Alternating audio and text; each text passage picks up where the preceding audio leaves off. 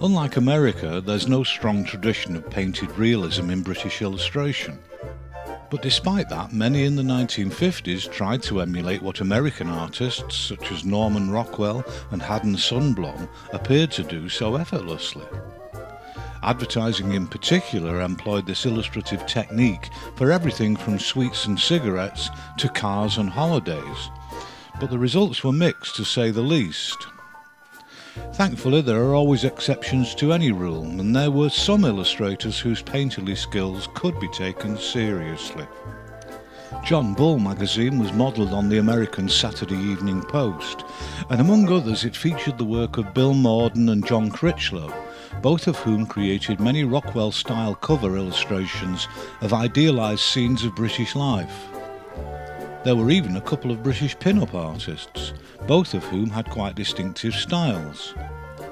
Archie Dickens used his flawlessly soft tonal technique throughout the 50s to create many agreeable pin-ups for magazines, and he became popular enough through his magazine work to attract commissions for posters from the world of advertising. There was also the more painterly illustrative style of M.B. Tompkins, who created many vivid covers for the humour magazine Blighty, featuring his cheerfully provocative girls. Children's books also succumbed to the realism trend, and the publishers Ladybird dominated the market with their educational, if unimaginative, books. Wildlife illustrator Charles Tunnicliffe was one of the most prominent and talented of the Ladybird artists. He worked primarily in watercolour and had a precisely controlled technique which could reliably evoke the natural world. But Tunnicliffe is best remembered by my generation for his numerous series of animal-themed tea cards. These came free in packets of tea, and believe it or not, as kids we eagerly collected them and pasted them into our albums, and we called it fun. The grown-ups had their own version of this with cigarette cards, which were almost as popular as smoking itself.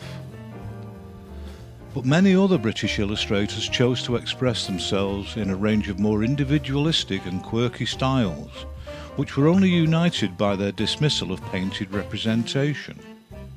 Francis Marshall's illustration had a particularly attractive and gestural linear quality, which he created using brush and ink. Marshall had worked for British Vogue since before the war, but in the 50s the rapid intrusion of photography into the fashion world saw him branching out into editorial illustration, and he illustrated many stories and magazine articles with his faithful if romanticised depictions of life in contemporary Britain. In another camp altogether, the graphic poster work of Tom Eckersley was a hybrid of Cubism, Russian revolutionary propaganda, and A.M. Cassandra-style Art Deco, and he applied these graphic non-representational influences in his poster work for a host of prominent clients, both commercial and governmental. And there were numerous others pursuing the same semi-abstracted approach. Abram Games was one of the most prominent of these, and his work was difficult to distinguish from Eckersley's.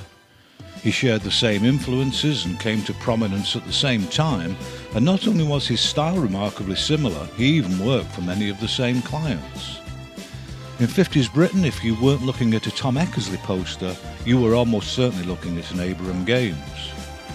And if it was neither of them, it was probably Hans Unger, who had arrived in London from Germany in 1948 and followed the same stylistic doctrines as the other two.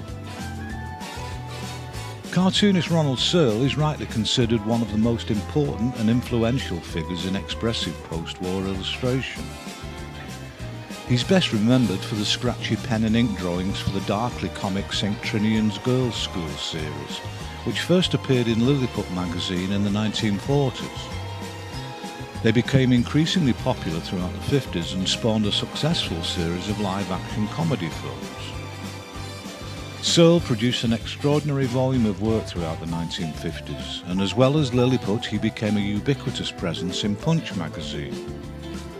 But by no means was all his work humorous, and he frequently used his loose but descriptive line for more serious-minded editorial illustration. In the mid-50s, he collaborated with writer Geoffrey Willans on the Molesworth books Down with School and How to be Top, all of which inevitably made Searle a particularly popular choice for any number of advertising campaigns. A decade or so older than Searle, Roland Emmett had been creating his whimsical, scratchy cartoons since the 1930s and was undoubtedly a stylistic influence. Emmett's eccentric inventions were similar to those created 30 years earlier by William Heath Robinson, but they were more ornate and drawn in a deliberately abstracted and fanciful spidery style. One of his creations was actually made and shown as one of the most popular exhibits at the 1951 Festival of Britain. Like Searle, his work featured regularly in Punch, and in 1954 he had an unprecedented 12-page feature on his work in Life magazine in the USA. The reputation of Carl Giles didn't reach beyond Britain, but his cast of very British characters and cartoon observations in the Daily Express were pretty much a national institution. Cartoonist Norman Thelwell's precise pen and ink drawings first appeared in Punch in 1952, and his colour work soon appeared on many of their covers. During the decade, his reputation grew, with an immensely popular series of beautifully painted, funny watercolours on the rather esoteric subject of young girls riding horses. In addition to being one of very few creating unconventional children's illustration, Robert Sheriffs was a popular caricaturist, usually of stage and screen actors of the period, whose extreme calligraphic brushwork featured regularly in many magazines and newspapers. And the remarkably similar expressive minimalist brushwork of fellow caricaturist Edward Hines was also popular and appeared throughout the decade on a series of colour covers for Men Only magazine. In comics, the nearest 50s Britain had to an American-style superhero was Dan Dare, created by illustrator Frank Hampson. Dan Dare didn't actually have any superpowers, but was a futuristic space pilot hero and first appeared in the Eagle comic in 1950. The quality of Hampson's drawings, dramatic colour work and page layout was easily the graphic equal of, and maybe even superior to, anything being produced in the States at that time. In 1958, the first issue of War Picture Library was published, and despite the fact that World War II had ended 13 years previously, it was an immensely popular subject with young males like me. These pocket-sized comics had colour covers, but the pages were exclusively black and white and were effectively mini-graphic novels. There were a couple of comics aimed at girls, and these featured stories about young female heroines the reader could identify with or aspire to be. But like the Eagle and other old-fashioned comics such as the Hotspur, they would soon wither on the vine when the 60s came around. As for the comical side of comics, one or two of the earlier 20th century giants, such as Roy Wilson, were still active, but not for much longer. And it was the less well-drawn but more anarchic and manic humour of Ken Reid and Leo Baxendale in The Dandy and Beano which began to take over as the old guard faded away. Similar evolution had already taken place in the world of comic postcards. The genteel watercolour imagery of Donald McGill was on its way out and was quickly being replaced by the brashly painted, cheerfully vulgar work of cartoonist Arnold Taylor. Comic strips in newspapers were nothing like as popular as in the States.